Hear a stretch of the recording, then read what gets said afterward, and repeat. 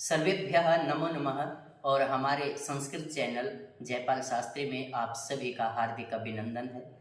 आज मैं जयपाल शास्त्री आप लोगों को छंद के विषय में पढ़ाने जा रहा हूं, जो हमारे स्टेट में इसमें से काफ़ी प्रश्न पूछे जाते हैं और ये आपके लिए बहुत ही लाभदायी होगी।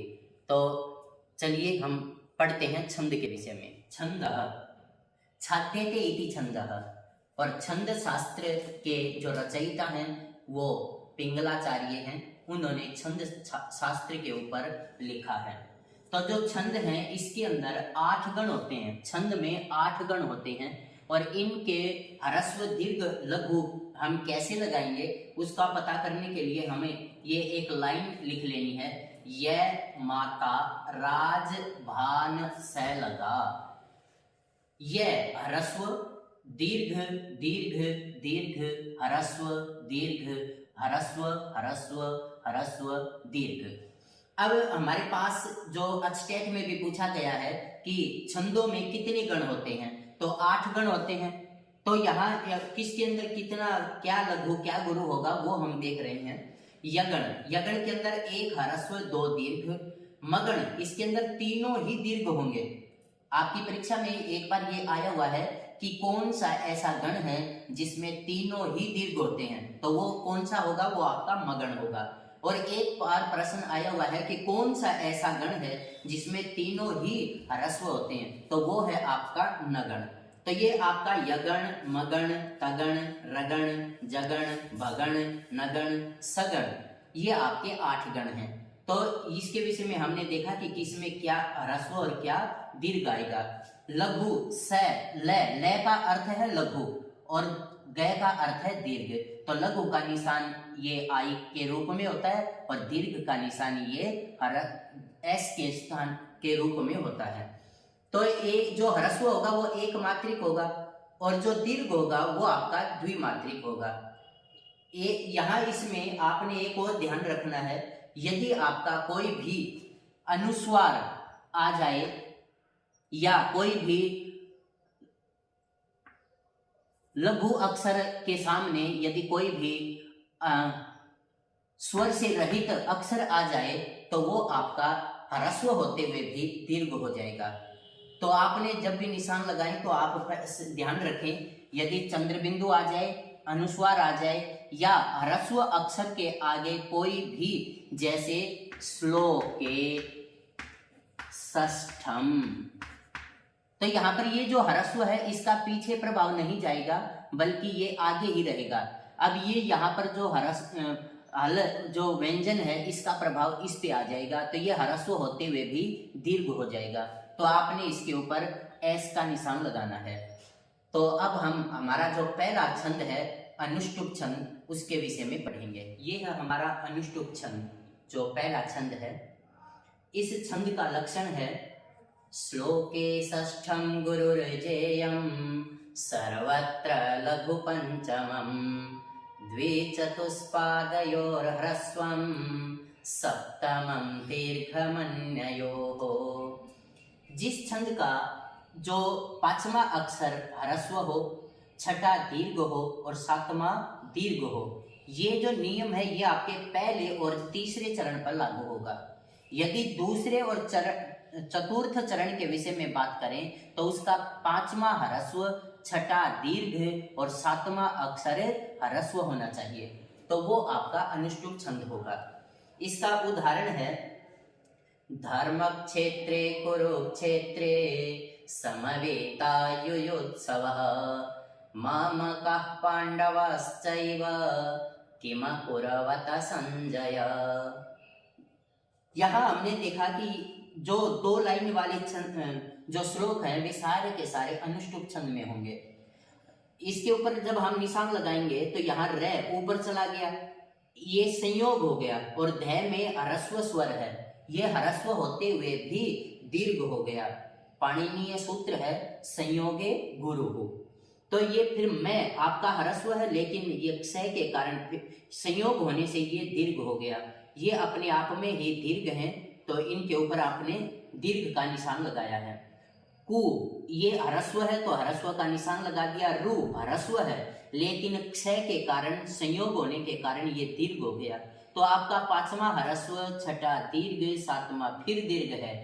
ऐसे ही दूसरे चरण में आपका क्या होना चाहिए, जो पांचवा है वो आपका ह्रस्व, छठा दीर्घ, सातवां ह्रस्व, तो वो आपका अनुष्टुप छंद कहलाएगा। जितने भी 2 लाइन के छंद श्लोक होंगे वे सारे के सारे आपके अनुष्टुप छंद में होंगे। जैसे पुस्तकस्था तु या विद्या परहस्तगतं धनम कार्यकाले समुत्पन्ने न सा विद्या न तद्धनम विद्वत्वं च निर्पत्वं च नैव तुल्यं कदाचन स्वदेशे पूज्यते राजा विद्वान सर्वत्र पूज्यते। इस प्रकार 2 लाइन के जो भी श्लोक होंगे वे सारे के सारे आपके अनुष्टुप छंद के होंगे। धन्यवाद। नमो नमः। आज हमारा जो विषय है वो है उपेंद्र वज्रा छंद का। तो जो उपेंद्र वज्रा छंद है इसका लक्षण है उपेंद्र वज्रा जत जास्ततो गौ, उपेंद्र वज्रा जत जास्ततो गौ, उपेंद्र वज्रा जत जास्ततो गौ, उपेंद्र वज्रा जत जास्ततो गौ।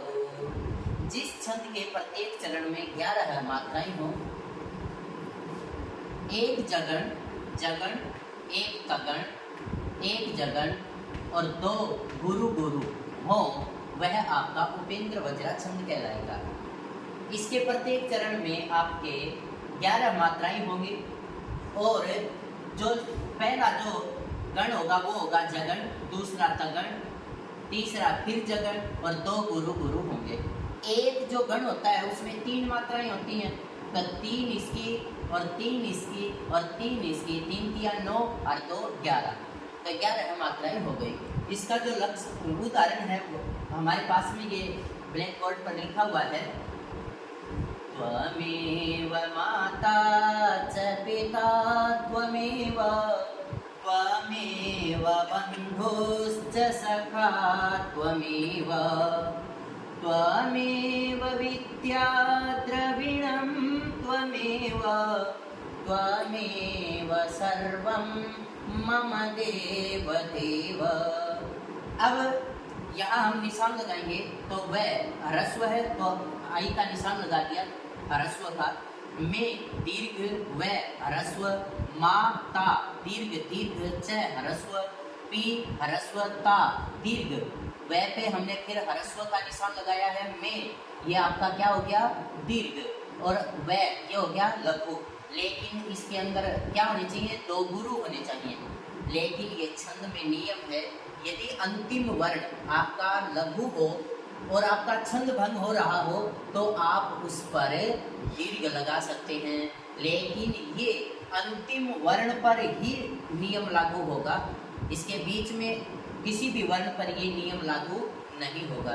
तो आप हमने क्या देखा कि उपेंद्र वज्रा का जो छंद होता है उसके प्रत्येक चरण में 11 मात्राएं होती हैं और एक जगण, एक तगण, एक जगण, 2 गुरु जहाँ होंगे वो आपका उपेंद्र वज्रा छंद कहलाएगा। स्टेट में जो प्रश्न पूछा गया है उसने कहा है कि एक जगण, एक तगण, एक जगण और 2 गुरु किस छंद में होते हैं। तो आपने ये देख लेना है कि एक जगण, एक तगण, एक जगण और 2 गुरु उपेंद्र वज्रा छंद में होते हैं। धन्यवाद। अब हम पढ़ेंगे इंद्र वज्रा छंद। इंद्र वज्रा जो छंद है उसका लक्षण है स्यादिंद्र वज्रा यदि तौ जगौ गः। जिस छंद के प्रत्येक चरण में 2 तगण, तगण, तगण, एक जगण और 2 गुरु हों वह आपका इंद्र वज्रा छंद कहलाएगा। जिस छंद के प्रत्येक चरण में 11 मात्राएं होंगी, उपेंद्र वज्रा के छंद में भी 11 मात्राएं थी और इंद्र वज्रा छंद में भी 11 मात्राएं हैं। लेकिन इंद्र वज्रा में क्या था, एक जगण, एक तगण, एक जगण, 2 गुरु। लेकिन इंद्र वज्रा में क्या है, 2 तगण, एक जगण और 2 गुरु आएंगे, वहां पर आपका इंद्र वज्रा छंद होगा। आप इसके लक्षण पर भी जैसे निशान लगाएंगे तो आपको पता चल जाएगा कि इसके प्रत्येक चरण में कितनी मात्राएं हैं। जैसे स्या, एस, दी, दीर्घ, द्र, ह्रस्व, व, ये या रे के कारण ये फिर क्या हो गया संयोग, और संयोग के कारण दीर्घ हो गया है, तो ये दीर्घ, और आ ये अपने आप में दीर्घ है। यदि ये आप दोनों ही क्या है ह्रस्व है, तौ ये दीर्घ हो गया, जय ह्रस्व है, गौ दीर्घ है, और गह विसर्गों के कारण ये ह्रस्व होते हुए भी दीर्घ हो गया है। इसका जो उदाहरण है ये आपके सामने लिखा हुआ है, और इसके प्रत्येक चरण में भी 11 मात्राएं होंगी। जैसे 1, 2, 3, 4, 5, 6, 7, 8, 9, 10, 11। अब इसके ऊपर निशान लगाएंगे तो ए, और इसके बाद क्या है रे, तो इसका ये ए ह्रस्व होते हुए भी इस रे के कारण कैसा हो गया संयोग, और संयोग के कारण गुरु हो गया, और ये अपने आप में दीर्घ है। और ही तो तगड़ में क्या आएगा 2 दीर्घ और 1 लघु, तो वही कन्या में भी आपके दोनों के दोनों ये दीर्घ हो गए, पर ये ह्रस्व हो गया, तो ये आपका 1 तगड़ ये हो गया और 1 तगड़ ये हो गया। ISS, ISI ये आपका जगड़, और ये अंत में मैंने बताया था कि यदि आपका ह्रस्व है और छंद की पूर्ति के लिए आप इस ह्रस्व को दीर्घ कर सकते हैं, लेकिन ये नियम केवल अंतिम वर्ण पर ही लागू होगा, बीच में किसी वर्ण पर लागू नहीं होगा। तो इसका हम कैसे गायन करेंगे?